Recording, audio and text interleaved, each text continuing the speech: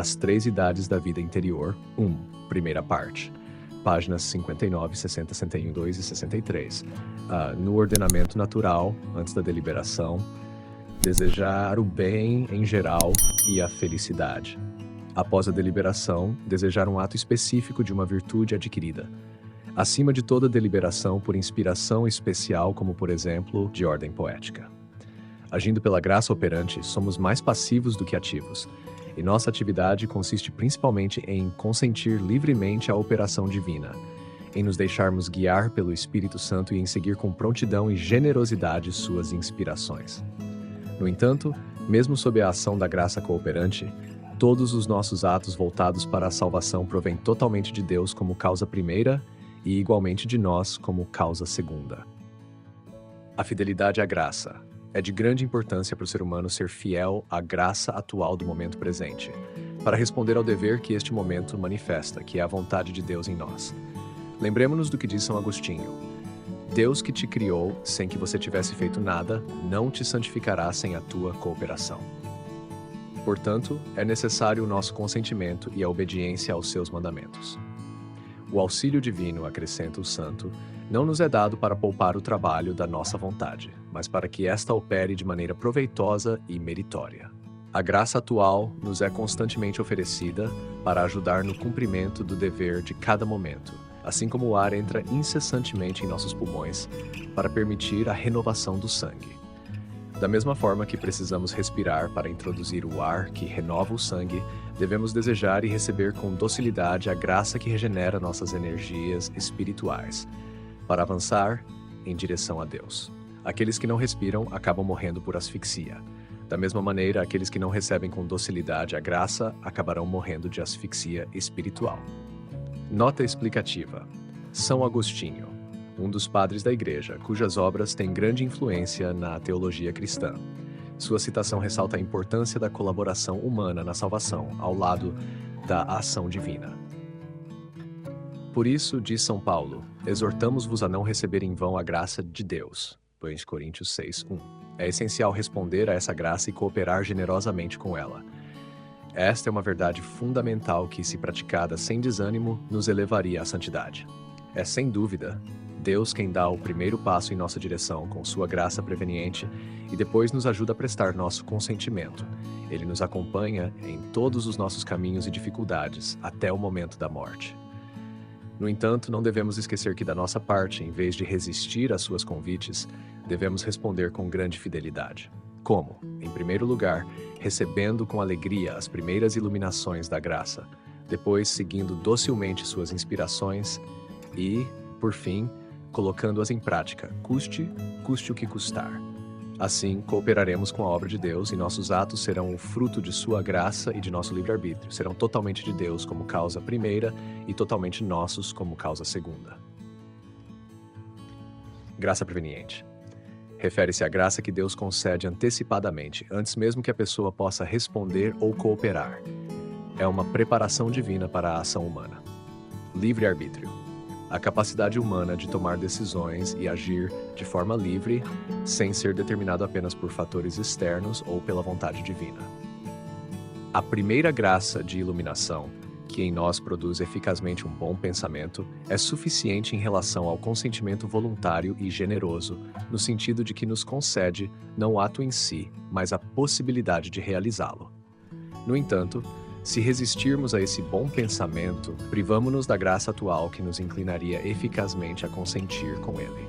A resistência à graça tem o mesmo efeito sobre ela que o granizo tem sobre uma árvore em flor que prometia abundantes frutos. As flores murcham e o fruto não amadurece. A graça eficaz nos é oferecida na graça suficiente, assim como o fruto na flor. É claro que é necessário que a flor não seja destruída para que possamos colher o fruto. Se não resistirmos à graça suficiente, a graça atual eficaz nos é oferecida, e com a sua ajuda vamos progredindo. Notas explicativas. Graça suficiente, no contexto teológico, é a graça que concede à pessoa a capacidade de realizar um ato bom, mas não garante que o ato será realizado. Depende da cooperação da pessoa. Graça eficaz é a graça que não só oferece a possibilidade de realizar o ato, mas também inclina e capacita eficazmente a pessoa a realizá-lo, desde que a pessoa não resista a essa graça. Iluminação refere-se à clareza ou inspiração espiritual dada por Deus, que ilumina a mente. Com passo seguro, avançamos pelo caminho da salvação. A graça suficiente faz com que não tenhamos desculpa diante de Deus, e a graça eficaz impede que nos gloriemos em nós mesmos. Com seu auxílio, seguimos adiante, com humildade e generosidade. Não resistamos às graças prevenientes daquele que nos concedeu a graça santificante, as virtudes infusas e os dons, e que em todo momento nos atrai para si. Não nos contentemos com uma vida espiritual medíocre, nem com produzir frutos imperfeitos, quando nosso Salvador veio ao mundo para que tenhamos vida em abundância, e para que corram rios de água viva de nosso coração, a fim de que alcancemos o gozo eterno de sua própria bem-aventurança. Deus é magnânimo, sejamos magnânimos também imitando-o. Essa fidelidade é necessária, em primeiro lugar, para conservar a vida da graça, evitando o pecado mortal. Notas explicativas. Graça suficiente. Refere-se à graça que Deus concede, dando à pessoa a capacidade de escolher o bem, mas sem forçar essa escolha. Graça eficaz. É a graça que não só capacita, mas também inclina eficazmente a pessoa a realizar o bem, assegurando que a ação seja realizada sem eliminar a liberdade humana. Graças prevenientes. Graças que precedem qualquer ato humano e que preparam o indivíduo para responder à graça divina. Graça santificante. Estado permanente da alma em que a pessoa está em comunhão com Deus, recebendo sua vida e sendo justificada. Virtudes infusas e dons referem-se às virtudes teologais, fé, esperança e caridade, e aos dons do Espírito Santo, que são infundidos na alma pelo batismo e outras ações divinas. Essa vida da graça é incomparavelmente mais preciosa que a do corpo, maior que o poder de realizar milagres. A vida da graça tem um valor tão excelso que o Salvador entregou-se à morte para alcançá-la para nós. Se nos fosse concedido contemplar com clareza o maravilhoso esplendor da graça santificante, seríamos transportados de êxtase. A fidelidade é necessária, além disso, para merecer e obter o crescimento dessa vida de graça em nós, que deve aumentar até nossa entrada no céu, pois somos viajantes a caminho da eternidade, para a qual nos aproximamos à medida que crescemos no amor de Deus. Daí a necessidade de santificar todas e cada uma de nossas ações, mesmo as mais ordinárias, realizando-as com pureza de intenção, por motivos sobrenaturais e em união com nosso Senhor. Se fôssemos assim, fiéis desde a manhã até a noite, cada um de nossos dias terminaria repleto de centenas de atos meritórios, de centenas de atos de amor a Deus e ao próximo, em momentos agradáveis ou penosos. E ao final de cada dia, nossa união com o Senhor seria mais íntima e inquebrantável. Muitas vezes se repetiu: nada há mais prático, mais eficaz, mais ao alcance de todos para se santificar do que sobrenaturalizar cada um de nossos atos, oferecendo-os com nosso Senhor a Deus para sua glória e para o bem das almas. Notas explicativas.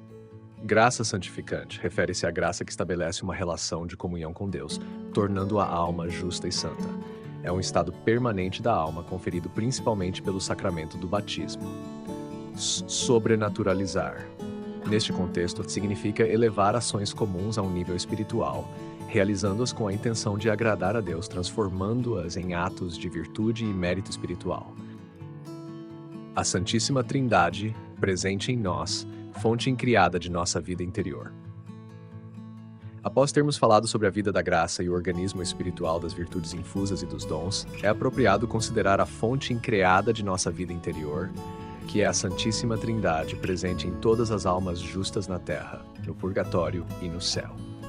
Vamos ver, em primeiro lugar, o que nos diz a revelação divina contida nas Escrituras sobre este mistério tão consolador. Em seguida, consideraremos brevemente o testemunho da tradição e, por fim, veremos os comentários e esclarecimentos que a teologia, especialmente Santo Tomás de Aquino, traz sobre este assunto, bem como as consequências espirituais desta doutrina. Notas explicativas. Santíssima Trindade refere-se ao mistério central da fé cristã, que afirma a existência de um único Deus em três pessoas distintas: o Pai, o Filho, Jesus Cristo e o Espírito Santo. Vida da graça, vida espiritual em comunhão com Deus sustentada pela graça divina. Virtudes infusas, virtudes teológicas, fé, esperança, caridade, e morais, prudência, justiça, fortaleza, temperança, que são concedidas diretamente por Deus e não adquiridas pelo esforço humano. Santo Tomás de Aquino, importante teólogo e filósofo da Igreja Católica, cuja obra Suma Teológica é uma das principais referências da teologia cristã. O testemunho das Sagradas Escrituras nos ensinam que Deus está presente em todas as criaturas, com uma presença geral, frequentemente chamada de presença de imensidade. Lê-se em particular no Salmo 138:7. Para onde irei, Senhor, que me esconda do teu espírito? Para onde fugirei da tua presença? Se subo aos céus, lá estás. Se desço à morada dos mortos, também lá estás. Isso faz São Paulo dizer, pregando no Areópago: Deus, que fez o mundo e tudo o que nele há, é o Senhor do céu e da terra. Não está longe de cada um de nós, pois nele vivemos, nos movemos e existimos. De fato, Deus vê tudo, sustenta todas as coisas em sua existência e inclina cada criatura aos atos que lhe convém. Ele é como a fonte de onde emana a vida da criação e a energia central que tudo atrai para si. Rerum, Deus, tenax vigor e motus in te permanens. Ó Deus, firme vigor das coisas, permaneces imóvel em ti mesmo. Mas as Sagradas Escrituras não nos falam apenas dessa presença geral de Deus em todas as coisas. Também nos falam de uma presença especial de Deus nos justos. Assim, já no Antigo Testamento, em Sabedoria 1:4, está escrito: a sabedoria divina não penetrará em uma alma perversa, nem habitará em um corpo sujeito ao pecado. Seriam apenas a graça criada ou o dom criado da sabedoria que viriam habitar na alma do justo.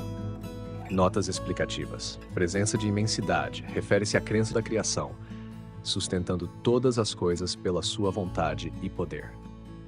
Areópago, um lugar em Atenas onde se realizavam debates públicos, frequentemente associado ao discurso de São Paulo em Atos 17. Sabedoria, livro de sabedoria. Um dos livros deuterocanônicos do Antigo Testamento que trata da sabedoria divina e da justiça. As palavras de Nosso Senhor nos oferecem uma nova luz e nos ensinam que as próprias pessoas divinas vêm habitar em nós. Se alguém me ama, diz ele, guardará os meus mandamentos, e meu Pai o amará, e viremos a ele e faremos nele nossa morada. Cada uma dessas palavras merece profunda consideração. Viremos. Quem virá? Serão apenas os efeitos criados, a graça santificante, as virtudes infusas, os dons? Não, vêm aqueles que amam, as três divinas pessoas, o Pai e o Filho, dos quais o Espírito Santo, prometido por Nosso Senhor e enviado visivelmente no dia de Pentecostes, nunca se separa. Viremos a ele, ao justo que ama a Deus, e viremos não de uma maneira transitória ou passageira, mas estabeleceremos nele nossa morada, ou seja, habitaremos nele enquanto ele permanecer na justiça ou em estado de graça enquanto conservar a caridade. Assim fala Nosso Senhor. Notas: graça santificante, um dom espiritual que une a alma a Deus, conferido através dos sacramentos, especialmente o batismo, e que transforma o fiel em um filho de Deus. Virtudes infusas, virtudes teologais e morais concedidas diretamente por Deus, que capacitam a alma a agir conforme a vontade divina. Pentecostes, evento narrado nos Atos dos Apóstolos, onde o Espírito Santo desce sobre os discípulos, marcando o início da missão da Igreja no mundo. Caridade. No contexto cristão, refere-se ao amor divino e altruísta, considerado a mais alta das virtudes teologais. Essas palavras são confirmadas por outras da promessa do Espírito Santo. Eu rogarei ao meu Pai, e ele vos dará outro Consolador, para que permaneça convosco para sempre. Este é o Espírito da verdade, que o mundo não pode receber, porque não o vê nem o conhece. Mas vós o conheceis, porque habita em vós e estará em vós. Ele vos ensinará todas as coisas e vos fará lembrar tudo o que eu vos disse. Essas palavras foram dirigidas apenas aos apóstolos. Nelas se cumpriram no dia de Pentecostes, evento que se renova em nós através da confirmação. Este testemunho do Salvador é claríssimo e complementa admiravelmente o que foi dito no livro da Sabedoria 1:4. As três pessoas divinas vêm habitar nas almas justas. Assim entenderam os apóstolos. São João escreve, em João 4:9-16, Deus é caridade, e quem permanece na caridade permanece em Deus e Deus nele. Esse tal possui Deus em seu coração, mas ainda mais, Deus o possui e o contém em si, preservando-lhe não só a existência natural, mas também a vida da graça e da caridade. Notas explicativas. Consolador refere-se ao Espírito Santo, prometido por Jesus para confortar-os, guiar e ensinar os discípulos após sua ascensão. Pentecostes, evento em que o Espírito Santo desce sobre os apóstolos, dando-lhes coragem e poder para pregar o Evangelho. É considerado o nascimento da Igreja. Confirmação, sacramento que na tradição cristã confere a plenitude do Espírito Santo ao fiel, fortalecendo-o para viver e testemunhar a fé. Caridade, amor divino e altruísta, considerado a mais elevada das virtudes cristãs. São Paulo também diz: o amor de Deus foi derramado em vós pelo Espírito Santo que vos foi dado. E não é apenas o amor criado que recebemos, mas também nos foi dado o próprio Espírito Santo. São Paulo menciona especialmente o Espírito Santo, porque o amor nos assimila mais a esse Santo Espírito, que é o amor pessoal, do que ao Pai e ao Filho. Ambos residem igualmente em nós, conforme o testemunho de Jesus, mas não seremos totalmente assimilados a eles, até que recebamos a luz da glória, que nos selará assemelhando-nos ao Verbo, que é o esplendor do Pai. São Paulo retorna muitas vezes a esta doutrina consoladora. Não sabeis que sois templo de Deus e que o Espírito de Deus habita em vós? Não sabeis que o vosso corpo é templo do Espírito Santo, que está em vós, que recebestes de Deus e que já não vos pertenceis, porque fostes resgatados por um grande preço. Glorificai, pois, a Deus no vosso corpo. Assim, com toda clareza, a Escritura nos ensina que as três pessoas divinas habitam em todas as almas justas, em todas as almas em estado de graça. Notas explicativas. No contexto original, a palavra caridade é utilizada para se referir ao amor divino, especificamente o amor ágape, que é altruísta e incondicional. No uso contemporâneo, caridade pode ser entendido como amor cristão ou amor divino. Do Espírito Santo. O Espírito Santo é uma das três pessoas da Santíssima Trindade na doutrina cristã, sendo considerado o amor que une o Pai e o Filho. 3. Luz da glória.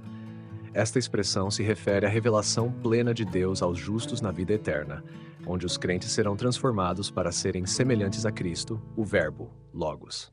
4.